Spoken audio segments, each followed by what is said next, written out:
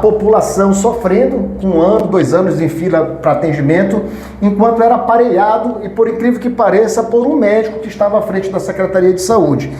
Mas esse é um início desastroso. Eu nunca vi, na verdade, um início tão truculento e tão cheio de direcionamentos que nos deem a clareza de que será assertiva essa gestão. Isso me preocupa.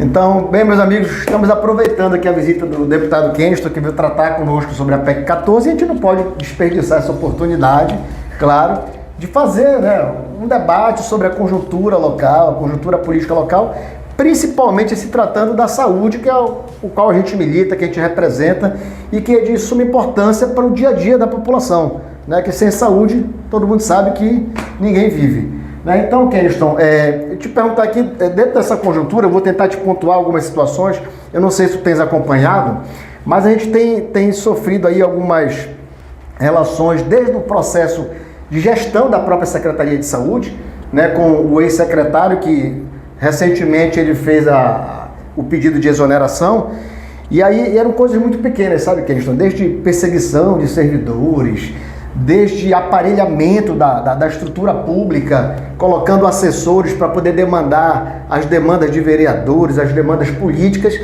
e não só isso, mas recentemente, só para a gente abrir esse bate-papo, o próprio secretário de Saúde ele fez questão de deixar expirar o mandato do Conselho Municipal de Saúde, que ele é uma instância fundamental para o próprio funcionamento da Secretaria para a captação de recursos.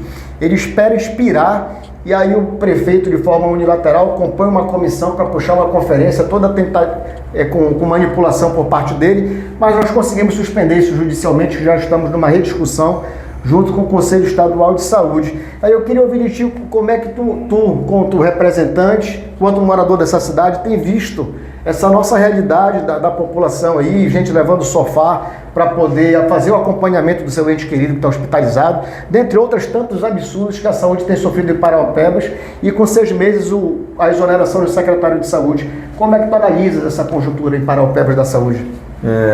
Mais uma vez, muito obrigado, para a gente poder, essa é a minha missão, é a minha obrigação, debater os diferentes temas da sociedade paraense. E como morador de Parauapebas, primeiro eu vejo com preocupação, mano.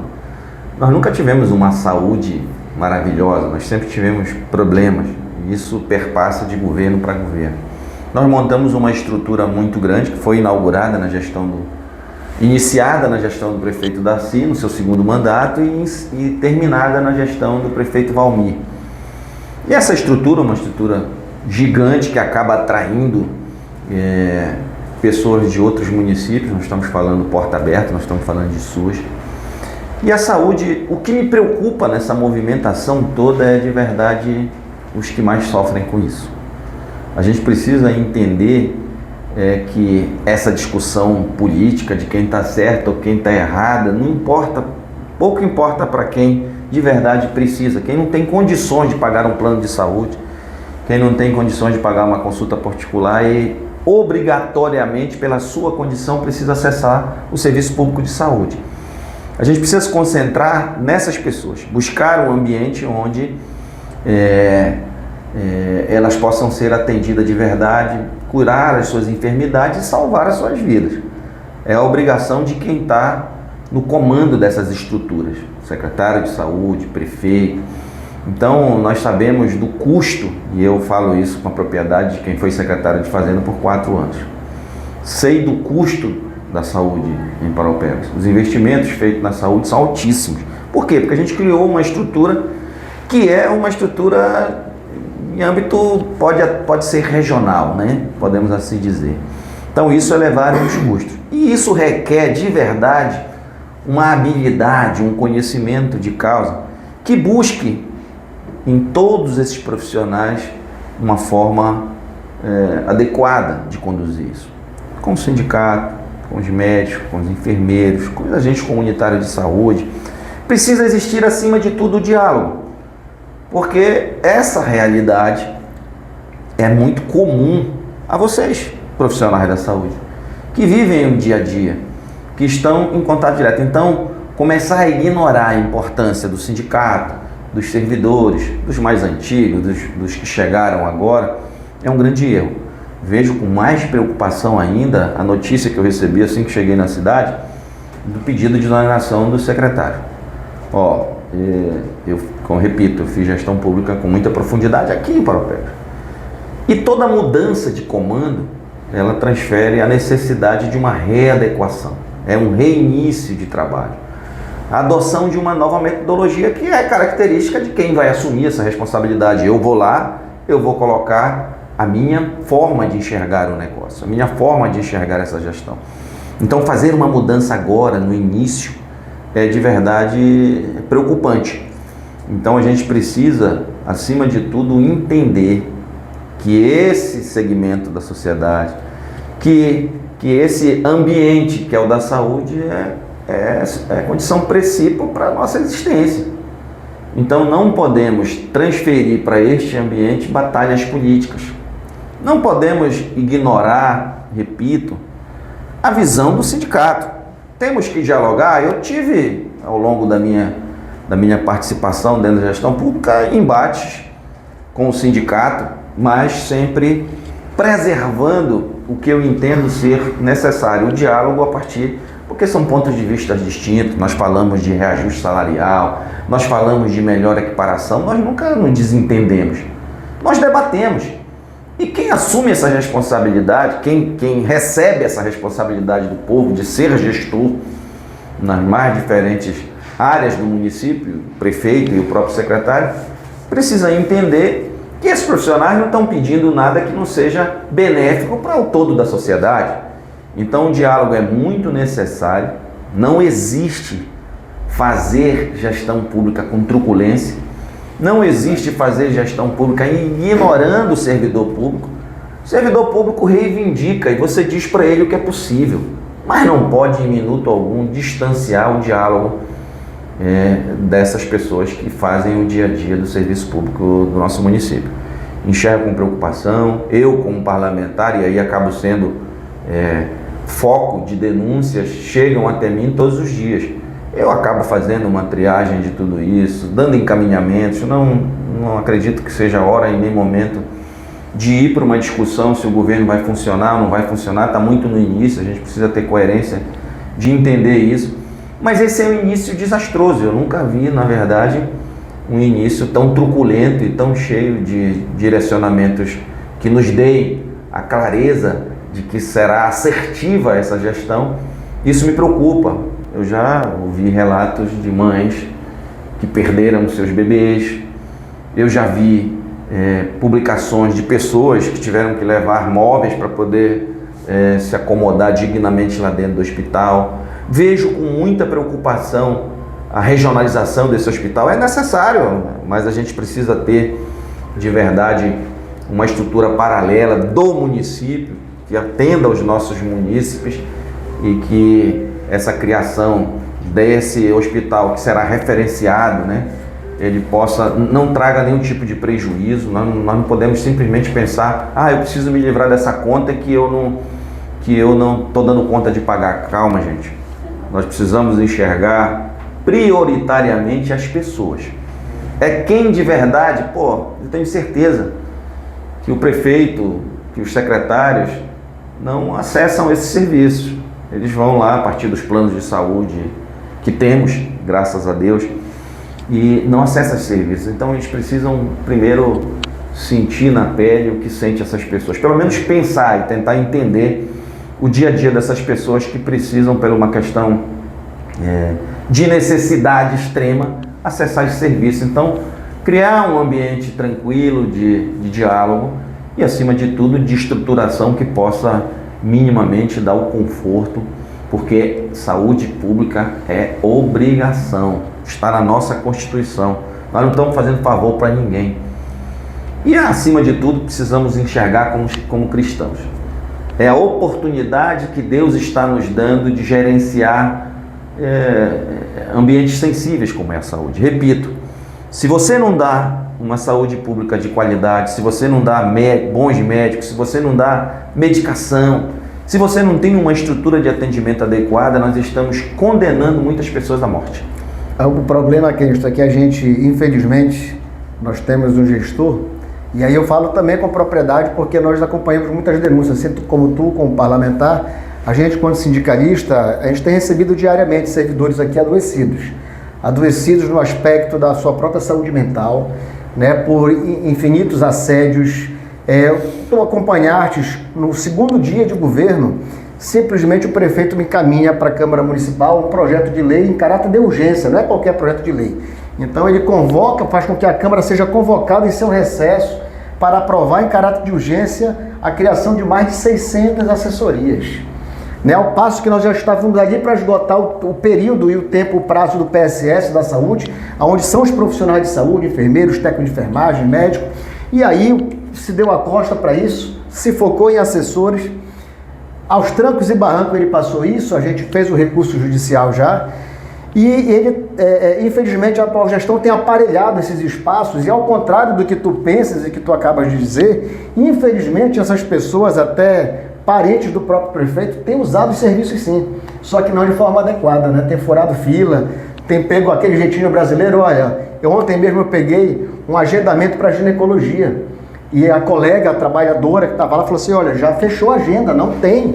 Falou assim, não, mas para essa aqui tem que passar porque era cunhada do prefeito, então vai ter que encaixar. Então, esse tipo de coisa tem acontecido cotidianamente. E é muito triste porque esses nossos trabalhadores, que são servidores de carreira, se recusar e falar, olha, eu não posso fazer isso, eles são transferidos, né, são afastados, são assediados pelos assessores, e os assessores, infelizmente, do atual governo têm feito isso, é um aparelhamento sem o mínimo de conhecimento técnico para operar esse processo.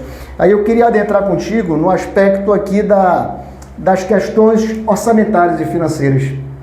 Tu, como ex-secretário de Fazenda, tu, como ninguém, sabe muito bem, né, sobre essa questão da gestão orçamentária do município de Parauapebas. E eu ouvi dizer pelos corredores que a Secretaria de Saúde já tinha estourado o orçamento agora no mês de junho. Ou seja, aquele orçamento que era para ser do ano todo, já está praticamente todo liquidado no meio do ano. Isso não é de agora, a gente sabe que historicamente ela sempre estourou seu orçamento no decorrer do ano por falta de uma visão de reforma administrativa, de uma discussão com as entidades de base para se discutir essa reforma, plano de cargos, porque você consegue liquidar isso. E aí, em cima disso, eu te pergunto, tu como parlamentar, nós sabemos que o deputado federal tem acesso a emendas importantes e robustas para o seu estado, e dentro da crise orçamentária que o prefeito grita, chora, que não tem dinheiro, que não pode dar reajuste, que não pode fazer isso, mas aumenta assessores, quantas vezes o secretário de saúde ou o próprio prefeito, como chefe do executivo, bateu a sua porta como representante do estado do Pará e como cidadão nessa cidade, para solicitar emendas, para discutir de fato a política pública de Parauapebas e pedir o auxílio, né? Você como representante do povo e com a possibilidade de encaminhar emendas para cada Parauapebas. Olha, em minuto algum, nem na gestão anterior, a partir do momento que eu me tornei deputado federal, eu me desliguei da gestão anterior. E nem a gestão atual. Eu acho isso um pecado muito grande, lamentável. Nós lutamos, e são poucas cidades no estado do Pará que têm como é que se diz, a surpresa positiva de ter esse benefício, de ter um deputado federal residente da cidade. Então, seria de verdade uma decisão esperada por qualquer gestor, que se anulasse essas questões dessas disputas políticas, porque a gente disputa no período da eleição, e buscasse. Mas mesmo assim, eu já encaminhei mais de 5 milhões de reais para a saúde. Por conta própria, sem nenhum pedido do... Por conhecer a realidade. Quando você fala de orçamento, Marlon, todos os anos esse orçamento estoura. O que me causa surpresa e estranheza, porque nós temos um orçamento bastante robusto previsto para este ano. E já em maio, né? Eu não tenho certeza disso, não posso afirmar se ele já estourou, se já está com a sua previsão orçamentária exaurida. Normalmente isso acontecia lá pelos meses de setembro, outubro, então tinha uma necessidade de readequação, uma necessidade de se fazer uma suplementação, e aí tem que ir junto à bancada de vereadores, explicar isso e buscar alternativa, usar os orçamentos previstos para as outras estruturas que não vão ser utilizadas, porque quando a gente já chega lá nesse período do final do ano, tu sabe o que é que de verdade foi superestimado. Então você tira de lá para colocar na saúde. Saúde sempre é um ambiente que exige bastante recurso. Mas se você não dialoga, Se você, em vez de dialogar, pressiona, se você cria um ambiente estável, adoecendo emocionalmente os profissionais, você não vai conseguir encontrar saída. Você pode ser o melhor gestor do planeta, mas quem faz a saúde são os servidores, são as pessoas que estão no dia a dia. Se você não consegue minimamente dialogar com essas pessoas e entender, porque uma coisa é o que o servidor necessita, a outra coisa é o que de fato você pode dar. Mas você precisa dialogar e dizer para eles, olha, dentro daqui desses números, o que é possível agora é isso. O Madden fala em reforma administrativa. Isso é essencial. Eu até imaginei que o prefeito ia começar, porque...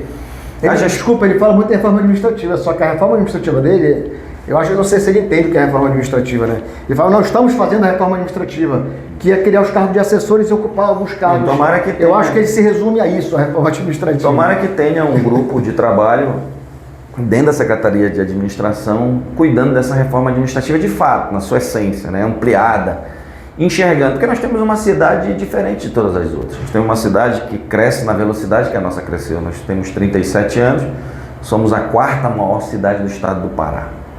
Né? Temos a 4ª maior população do estado do Pará, atrás de 3 cidades centenárias, Belém, Ananindeua e Santarém. E em virtude desse crescimento acelerado, muitas estruturas foram engolidas por isso tudo. Inclusive a gestão pública. Eu vou fazer uma comparação de números. Eu fui secretário de Fazenda de 2017 a 2020.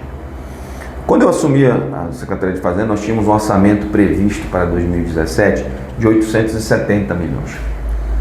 Pouco diante do tamanho do desafio, da necessidade e tudo. Eu me debrucei sobre o trabalho, né? Reuni uma equipe muito forte, nós precisamos melhorar essa arrecadação. Então nós fomos atrás da recuperação do nosso cota-parte, nós lutamos pela atualização, pela mudança da lei da CEFEM. Nós tínhamos uma CEFEM que era 2% do líquido, nós passamos a 3,5% do bruto. Nós vivemos um momento muito difícil mas nós não deixamos de cumprir absolutamente nenhuma obrigação. Nós vigiamos as fronteiras econômicas do município, porque todo mundo sabe, é a moeda que mantém a economia ativa. Então nós evitamos o máximo, nós não podemos impedir que empresas de fora do município pudessem ter acesso a, por exemplo, contratos emergenciais que são direcionados pela própria gestão. Eu vou lá, vou fazer a coleta de 3 orçamentos e vou direcionar isso. Então, proporcionando com que o recurso do município circulasse aqui dentro do próprio município. Ou seja, aquele momento difícil a gente conseguiu superar. Eu entrego a Secretaria de Fazenda em 2020 para assumir a recém-criada Secretaria Especial de Governo com um orçamento 3 vezes maior do que eu herdei. Então, a gente foi buscando alternativas, acima de tudo, dialogando com quem faz a gestão. E essa reforma administrativa, hoje, se ela já era necessária há 4 anos atrás, hoje ela é imprescindível. Há uma necessidade urgente de se adequar a essa realidade. Porque, vamos lá, em 2017, nessas alturas, o final do do 5º mês do mandato, nós tínhamos arrecadado 380 e poucos milhões. Hoje, a gestão municipal já arrecadou quase R$1 bilhão, já arrecadou R$1 bilhão agora no início completou mais de R$1 bilhão agora no início de junho. E naquela época, nós tínhamos 2 secretarias a menos, né? 3 secretarias a menos. Quando eu falo da terceira, eu falo da Segovia, que o prefeito falou que ia enterrar e ela continua viva. Eu não sei se totalmente viva, mas nós tínhamos 2 secretarias a menos. Nós não tínhamos a Secretaria da Juventude, que era uma coordenadoria, e nós não tínhamos a Secretaria de Turismo, que era uma coordenadoria. E depois, ao longo do mandato, se transforma ela em 2 secretarias. E por fim, cria a Segovia. Então nós tínhamos uma estrutura mais ou menos parecida, não houve uma mudança significativa de janeiro a maio de 2017 para janeiro a maio de 2025. Então, não é a falta do recurso. Não é a falta do recurso. É a gestão do recurso. É a gestão do recurso, gente. E fazer essa gestão equilibrada passa por repensar toda essa estrutura administrativa do Estado, do município. Nós precisamos extinguir algumas secretarias, fundir outras, Criar um ambiente onde o servidor público se enxergue na frente, quando ele não mais puder exercer a sua atividade. Então a gente precisa criar essas condições dentro de uma coerência, mostrando que de fato esse município é hoje e no que ele pode se transformar amanhã. Nós temos uma atividade econômica de base unificada, nós precisamos, aí é um outro detalhe, nós precisamos ampliar isso, precisamos diversificar isso, mas nós precisamos entender o que nós temos hoje na mão e em cima do que nós temos hoje na mão, dar esse primeiro passo dessa reforma administrativa, que eu repito, já tem um trabalho iniciado lá. A Secretaria de Administração, no período que eu estava na gestão, apresentou algumas propostas. Então não vamos começar do zero. Pega esse trabalho que deve estar lá, que é acervo do município, que é trabalho, que é patrimônio do município, e parte desse princípio para estabelecer essa reforma administrativa. Com certeza não será criando cargo de assessoria que nós vamos resolver esse problema. Muito pelo contrário. A gente precisa criar um ambiente seguro, com servidores públicos efetivos, porque esses sim são patrimônios do município. A gente tem que parar de achar que efetivo é o que dá trabalho e colocar eles escorado em algum canto. Não, tem que chamar eles para ajudar a de verdade fazer a gestão, porque é um patrimônio gigante que não se altera na medida que tu não faz um concurso ou que essas pessoas não se aposentam. E quem dá o segmento da política pública, né? Na mudança de governo. Governos são transitórios, gente. Governos são transitórios. Gestões vão passar. O quadro efetivo ele é permanente até que se aposentem ou que haja algum caso de falecimento. Então, se nós partirmos para um início de uma gestão e não enxergarmos esse potencial, esse patrimônio que são os servidores públicos, e com eles dialogar os melhores caminhos, porque esse é o ambiente de trabalho das pessoas. Eles querem que isso seja cada vez melhor. Eu duvido se você vai encontrar um servidor público, a grande maioria do servidor público, que quer atender mal alguém. Às vezes isso acontece porque por uma carga excessiva de trabalho, está com a mente já adoecida, não tem condições, não tem lá um fio de sutura, estou aqui hipoteticamente falando, ar-condicionado quebrado, não tem uma copa para ele tirar o momento dele lá de lanche, alguma coisa adequada. Então, é esse ambiente que a gente precisa reformular, entender que a oportunidade que temos ao fazer gestão, elas são transitórias, de que a gente precisa deixar legados positivos. Para quem não substituir, não tem que voltar lá para estaca zero e começar tudo de novo. A gente precisa aproveitar o que gestões anteriores deixaram de positivo, dar sequência nisso e construir uma realidade diferente a partir da nossa ótica, do nosso entendimento. A gente tem acompanhado, e aí eu posso até estar enganado, mas até o momento em que o Conselho Municipal de Saúde estava em funcionamento, que ele expirou o mandato, nós não vimos sequer um processo licitatório na saúde e cidadamento. E aí, pasme, né? Espera-se o mandato do Conselho Municipal de Saúde expirar para que não haja fiscalização, e o secretário me assina alguns dias depois uma dispensa de licitação para medicamentos na ordem de 20 milhões de reais. E logo em seguida, mais uma dispensa de licitação na ordem de 6 milhões de reais para a reforma de unidade. Não que nós não precisemos, mas eu acho que os 6 meses, aí já foste gestor, ele é um tempo suficiente para que, minimamente, essa minha licitação esteja em andamento, e se eu tenho alguma compra emergencial, eu tenho certeza que seria na ordem de 20 milhões. Eu ia fazer, dentro de uma discussão técnica com a minha equipe, para dizer, como é que está nosso estoque de medicação, qual a previsão do vencimento dessa licitação, vamos fazer aqui uma dispensa, uma adesão de ata no valor X, mas não dessa magnitude que vai consumir boa parte do orçamento, e a licitação da medicação simplesmente não se houve. O secretário saiu, fez a dispensa e ninguém sabe por que não há fiscalização hoje no município. Olha, Marley, eu vou assim, até para a gente encerrar esse assunto, gente, eu vou dizer uma coisa para vocês.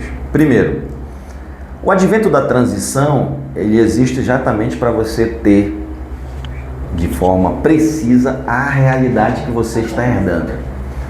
Você descobre no período da transição como estão as estruturas, o que de verdade precisa ser efetivado. Processos licitatórios são sempre muito cansativos, dependendo do volume de recursos envolvidos. Tem um volume de empresas interessadas. Paraupebas é uma cidade que se notabiliza por pagar em dia suas obrigações. Então, muitas empresas de vários lugares do Brasil, que é permitido, vêm participar dos processos licitatórios, causando aí um certo atraso, uma certa dificuldade em desenrolar, porque entra recurso daqui, entra mandado de segurança e tal. Quando você assume, depois de ter feito a transição, ter descoberto, é perfeitamente aceitável. No caso da medicação, que não pode faltar, ela é sequenciada, na coleta do lixo, são serviços essenciais e Não pode de parar. maneira sequenciada. Não pode parar, ó, para aí que nós vamos comprar remédio aqui, enquanto isso o pessoal vai morrendo aí. Não dá para fazer isso. Então, nos primeiros 2 meses do ano, é aceitável que se crie, que se lance mão de um advento que é legal, que são os emergenciais. Mas olha, 5 meses depois você abrir um ambiente disso, isso no mínimo demonstra uma certa incompetência na condução desses processos. Nós temos uma CLC, nós temos ambientes de licitação, se eu não me falha a memória, a própria Secretaria de Saúde tem a sua licitação própria já, eles criaram isso aí. Então, é importante que tenha atenção para isso. Eu não sei dos detalhes disso, mas é preocupante. Porque se nós chegamos ao final de 5 meses e ainda não temos um processo startado, significa dizer que essa emergência ela vai ter que ser renovada logo, muito em breve. Porque nós estamos falando de medicação, de medicamentos que são utilizados dioturnamente, que são essenciais para a sobrevivência, e a gestão precisa focar nisso. Repito, saúde não espera você acertar para poder você dar sequência. É todos os dias, dioturnamente, 24 horas por dia, minuto a minuto, hora por hora. Então, não dá para a gente admitir que ao final de 5 meses, isso é uma falha terrível, é um desencontro com que, de verdade, a gestão pública exige. Eu torço muito que isso seja assim, uma alternativa buscada, mas que não seja uma prática constante e que possamos ter contratos. Enxergue até dezembro de 2028, o prefeito Aurélio é prefeito, a sociedade assim o escolheu, então planeje. Nós falando de planejamento e algo de suma importância, era para estar sendo discutido agora no ano de 2025, né, se houvesse no funcionamento do Conselho, que era o Plano Municipal de Saúde, que é aquela discussão que você faz o plano para os próximos 4 anos. Simplesmente nós estamos sem controle social, eu acho que o prefeito não sabe nem o que é Plano Municipal de Saúde, e ele deveria já estar sendo discutido e concretizado, né, em documento para passar pela Câmara, e nós temos um plano municipal para os próximos 4 anos com base nos indicadores, no crescimento populacional, né, no levantamento demográfico da cidade, enfim. E nada disso nós temos. A gente está provocando agora para que até meados de agosto haja a conferência de saúde, para que chame a sociedade para esse debate, e o que nós vemos de fato é uma cidade sem rumo, tá? Principalmente naquilo que a gente milita, que é a saúde, nós não temos rumo. Então, para os próximos 4 anos, não se está discutindo com a sociedade qual é o plano municipal, quais são as emergências, os nós críticos que a saúde de Parauapebas apresenta. E aí, dentro do que tu já fizeste de levantamento de recursos da tua parte, né? Ou seja, tu demandou recurso porque o prefeito não bateu na porta, a secretária não bateu na porta, mas pelo teu compromisso com a cidade, tu entendeste minimamente naquilo que estava dentro da tua leitura, tu demandaste esses recursos. E eu queria que tu fizesse um apanhado mais ou menos do que foi destinado a Parauapebas, para a gente acompanhar enquanto cidadão isso daí também. Eu não... Primeiro, ignorar a importância de um conselho é de verdade não conhecer dessa estrutura administrativa toda. O advento da criação dos conselhos, os conselhos são órgãos de auxílio à gestão. Então, promover, permitir com que se encerre um mandato, se encerre um período para... Enfim, não consigo encontrar sentido nisso. De verdade na contramão do que, de verdade, do que se necessita, o que está previsto e o que é necessário. Os conselhos são órgãos de auxílio, então não poderia dizer. Como eu lhe disse, nem a gestão anterior e nem essa gestão procurou esse importante instrumento que é o mandato de deputado federal para auxiliar em lugar nenhum, né? E a gente tem feito por conta própria. Quem me acompanha sabe que eu tenho tentado estar presente em todos os municípios do nosso estado. Mas Parauapebas é a minha cidade de origem, eu moro aqui. Não nasci aqui, mas moro aqui, tenho filhos nascidos aqui e hoje a maioria dos meus amigos estão aqui. E eu tenho uma responsabilidade, seriam 2 pecados. Diante de ter feito gestão e conhecendo essa estrutura administrativa, não entender onde estão as principais necessidades e não contribuir. E 2, ter sido eleito deputado federal com uma votação expressiva, a maior votação da história de uma candidatura proporcional desse município, e omitir por questões políticas. Então, mesmo quando eu não tenho sido acionado, não fui, não estou sendo, eu tenho tentado, a partir da minha visão do período que passei dentro do governo, contribuindo. Então, já foram para diferentes áreas, mas nós estamos tratando da saúde aqui. Em 2024 foi R$1.080.000 pagos para a saúde, que foi enviado para o piso de atenção primária, para o PAP. Depois teve essa anunciada agora, unidade móvel de saúde bucal, que está com recurso disponível desde julho, foi pago em julho do ano passado. Mas a gente perde esse recurso? Não perdi, porque está pago e tal. Nem perde a sociedade, porque já era para essa unidade móvel estar lá na Vila Sansão, para estar lá na Carimã, para estar nesses lugares atendendo as pessoas. São 513.625 é o valor destinado a essa unidade móvel de saúde bucal. Teve estruturação da atenção, na saúde da atenção especializada, 122.223. Teve R$3 milhões que eram para a construção do Centro de Referência de Espectro Autista. Questões documentais e tal, problemas empurraram esse recurso para frente. Eu já na iminência de perder, eu fiz uma redistribuição dele, mas estou aberto. Então, nós, efetivamente, para o que era destinado esse recurso, que era para o transtorno do espectro autista... O Estado não perdeu porque eu consegui remanejá-lo, mas continua à disposição. Eu acho que é muito necessário.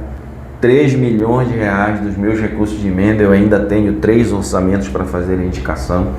Quer dizer, fiz a desse ano, mas eu tenho a do ano que vem e a de 2027, se Deus me permitir estar ou não, eu tenho a prerrogativa de indicar, porque se discute o orçamento sempre no ano anterior.